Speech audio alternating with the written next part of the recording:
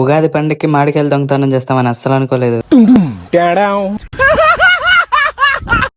ఈరోజు మ్యాటర్ అంటే నేను అనుకోగానే అయితే ఒంటిమిట్టుకి అయితే వచ్చాను. వీడియో తీయడం మర్చిపోయాను. ఇంకా ఒంటిమిట్టుకు వచ్చినాక ఇంకా మా వాళ్ళంతా మునిగేదానికి వెళ్దామంటే ఇంకైతే వచ్చేసాము. ఇంకా మీకు ఒంటిమిట్లో ఎలా తెలుసురా బా ఇంటిది, తమ్ముడు వాళ్ళు అయితే తొలగి వచ్చారు వీడియో చూస్తామని. ఇంకెలాగో వచ్చామని ఇంకా నేనైతే మునిగాను. ఇంకా ఈ ఎండకు మునుగుతుంటే చాలా అంటే చాలా బాగుంది. ఇంక వీళ్ళైతే చూడండి మామూలుగా అయితే మునగడం లేదు. ఇంకా మేము మునుగుతుంటే సునీల్ అయితే బయట నుంచి చూస్తున్నాడు, ఎందుకంటే సునీల్కి ఈత రాదు కాబట్టి.